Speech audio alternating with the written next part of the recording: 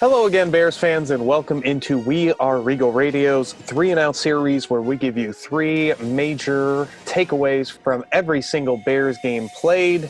And this past Sunday, the Bears got themselves another victory, moving them to 5-1 over the Carolina Panthers.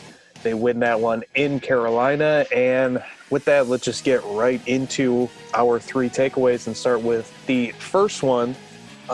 Let's be really positive here for the start. The Bears are now 5-1, and really for the first 6 weeks, you can kind of throw away whatever happened in that point. I mean, obviously we know the flaws of this team. We know the strengths, the weaknesses, what areas are probably more realistic for improvement versus others, because we also have to take into account how the Bears have been really with the Nagy regime, but the Pace Nagy regime. So, for example, the offense being broken, which we'll get into more later on, there hasn't been a ton of improvement there really in the history of the Bears. So I don't know if it's realistic to just say, oh, they're going to turn around and become a really good or really solid offensive team moving forward.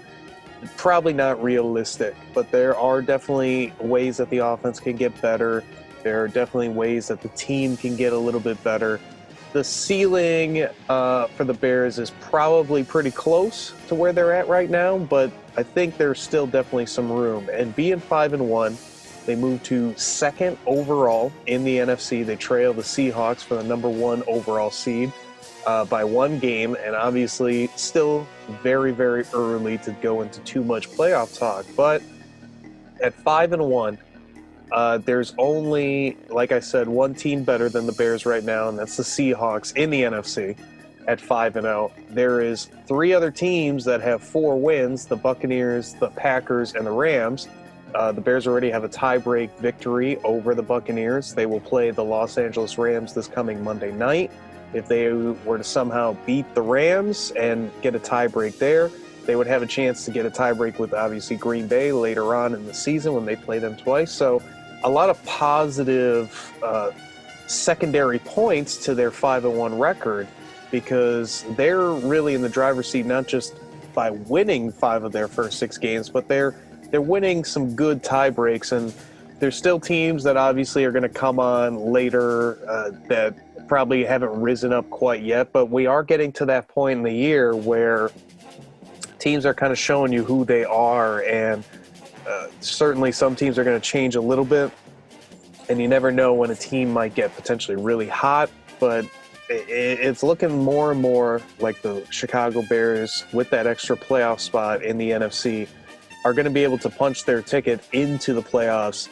And when you think about breaking down the season, now 6 games done, there's 10 games left. If the Bears can find a way to go 5-5 over their next 10, that'll put them at 10-6. You're really in the driver's seat. And with a lot of still winnable games ahead on the Bears' schedule, they present themselves a great opportunity to get a wild card spot at the minimum. But the other real positive development was the fact that the Packers lost so handily to the Buccaneers, a team that the Bears beat, that they took over control of the NFC North. At this point in time, the Bears are definitely cashing in on their hot start.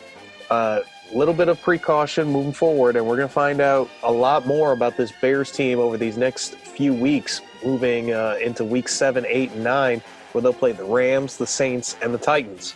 Titans undefeated, and we just talked about how the Rams are off to a good start this year. The Saints are a playoff team if the playoffs started today. So without a doubt, if the Bears can find a way to go 2-3 over these next 3 weeks, they're going to be even more cemented into a playoff position. And probably we move on past, do they make the playoffs? And now it's into seeding talk. But they very easily could lose these next 3 games. And if they were, you'd be back to 5-4 overall. I don't know if a lot of us would be talking about playoffs at that point. So definitely have to take care of business like they've been doing so far, and that's a real positive, regardless of the fact that on the field it hasn't looked as pretty. Moving on to our second takeaway, and another positive one. We're going to stay very positive, at least here in the beginning. And the focus is going to be the overall unit of the defense, because certainly the talk around town, and we've talked about it here on We Are Regal Radio, or That's Davis Show with myself and Ken Davis, this Bears defense has taken a step back since 2018. It was very concerning last season, but it was explainable with the injuries and the amount of injuries that the Bears faced. I mean, losing Akeem Hicks for most of the year, losing Khalil Mack at different parts of the season, losing Danny Trevathan when he was playing at his still top level, a level that we haven't quite seen this year. So it was very refreshing to see the progress that this team has made defensively over the start of this year, because it looked really ugly early on, how bad they were at stopping the run, and it's still not perfect and still not pretty, but they've definitely improved in that area, and it's not so much a weakness, it's just a vulnerability at least. You look at the secondary, I think Kyle Fuller's been playing great. Same with Eddie Jackson. Looks a lot more comfortable in his spot of being more of a center fielder than in the box. Tayshaun Gibson, I think, has looked really solid overall as a complimentary safety to Eddie Jackson. And then you look at the kid, Jalen Johnson, who was picked on consistently by Teddy Bridgewater. He's going to learn from that experience for sure. But that one pass interference call against Jalen Johnson was really, really pathetic, I thought, by the officials. I don't know how they called that. I thought he was in great position, and he looked back towards the football. That should have been a play on, I guess everyone's going to point to him locking the hand, but there's always a little bit of hand fighting. And the key is, are you fighting the receiver or are you fighting for position because you're looking at the football and you're trying to make a play? And that's exactly what Jalen did. So I would have thought that would be a no call. And then later on in the Rams Sunday night game, there was a pass interference call that I believe was taken away, and it looked so much dirtier than Jalen Johnson's play that it just kind of shows, per usual with the NFL, one referee group makes these kind of pass interference call, the other referee group of another crew makes it this way. And that inconsistency is very frustrating, but the consistency that we've seen from the Bears defense continuing to progress has been the opposite, and it's been extremely exciting because starting with Tampa, this pass rush came on, and it continued into Carolina. A lot of pressure with the front four and a lot of activity from Robert Quinn, Khalil Mack, Akeem Hicks, Bilal Nichols, guys that are really moving the quarterback and collapsing that pocket. Great to see, especially with the improvement of the secondary from week 1 to all the way now into week 6. It just seems like they're getting better and better. Kyle Fuller almost made another terrific big-time hit and really probably should have been called. He got hit with a pass interference as well, or a late hit on a defenseless receiver, however you want to call it. But I thought it looked pretty clean. Danny Trevathan looked a lot more active overall. He was really running all over the field, and it just seemed like anytime there was a tackle being made, Danny Trevathan was one of the ones doing it. And he actually finished second for the Bears in tackles behind Roquan Smith, who I thought had another really good game and this time finished some big-time tackles, unlike Tampa Bay, where he left a couple big tackles for losses out on the field by not executing the play. There's a lot of positives right now with this Bears defense, and you just feel like they can continue to grow. If Jalen Johnson continues to get better and more of a lockdown-type player, they have some really good secondary pieces. As I said before, Danny Trevathan looked a lot more engaged and fluid and moving well. So if he is that kind of player moving forward, that's going to be huge to go along with what Roquan Smith has continued to do each week. It's just exciting. It's exciting to see what this Bears defense can do, and they're not quite 2018 level, but they're starting to flirt with 2018 level. And you can see that, again, and we're going to talk about it in just a minute here, if they could get an offense that could really complement them and at least put up some points, I mean, the Bears are going to be tough to beat in October, November, December, even January, even February, if they're somehow able to get that far. But This defense is not a defense you want to play if you're anybody, and especially when you see how Tampa Bay just absolutely dominated Green Bay, and for that Bears defense to hold that Buccaneers offense that's been scoring besides when they played the Bears, it just shows that they are a group that really can put the clamps on you and can really shut you down offensively, which makes the offensive woes for the Bears so frustrating. So with that, let's move to our third takeaway, and unfortunately this is the negative one, and it's not too surprising. Going to focus in on the offense, and it's really, we don't have to go too much into it because a lot of the mess that we've seen all year long, and really a lot of the time under the Matt Nagy era, ever since Nick Foles took over as starter, starting with the Colts. I mean, this offense has just been very meh, and it just a lot of mistakes all the way around. I mean, Nick Foles gets I think a decent grade for how he played overall against the Panthers, but a huge red mark against him was that inexplicable interception that he threw right after the Bears defense created a takeaway with an interception. I mean, what a just a terrible play by Nick Foles, and he has got to put some of those really just what were you thinking decisions to bed. I mean, if you're going to be the game manager or the guy that can lead this team to a Super Bowl, I'm putting air quotes around that, you've got to be able to be disciplined and make smart decisions all game long, especially if you're not the type that's going to be just slinging it downfield and creating a lot of big plays.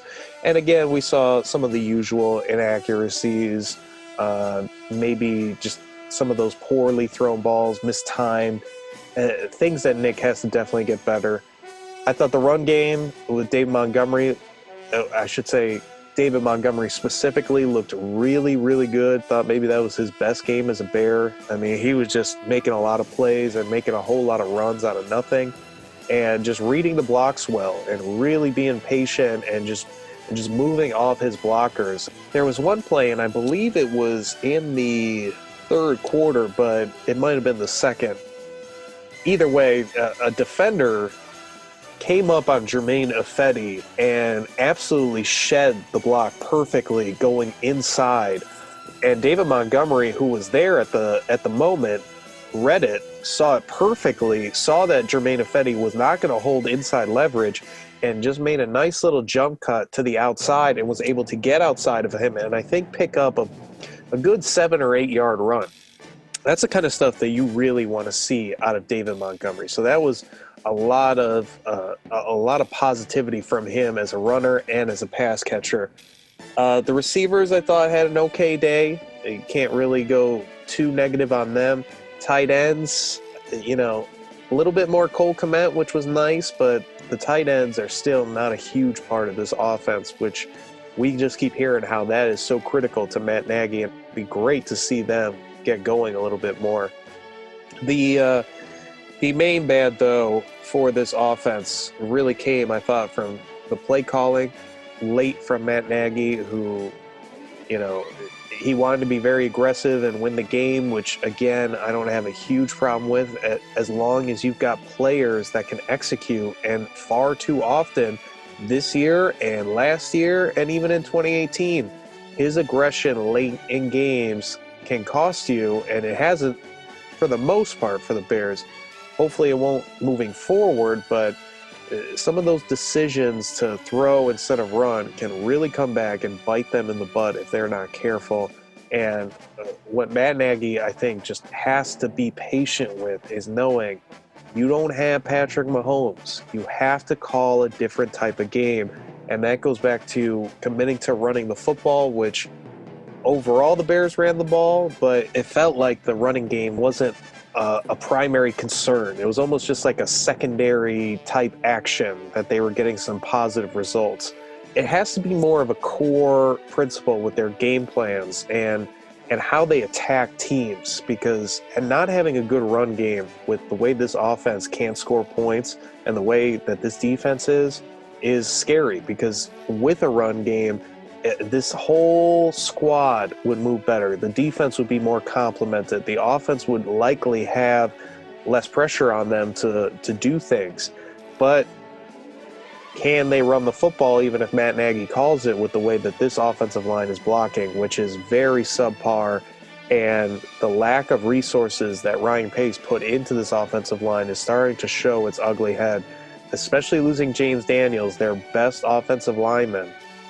Now you're in a big hole because you have a lot of average guys. No one's really stepping up and becoming a really dependable, great offensive lineman, even if it's situational. I mean, I look at even Bobby Massey, who I've talked about, the right tackle. He hasn't even been run blocking in the type of fashion that we've become accustomed to with him. And Charles Leno, more penalties, more inefficiency. This group has to find a way to be more impactful in games in a positive way for this Bears team overall, and especially that Bears offense. And even for Nick Foles, I mean, the pass protection isn't great with him.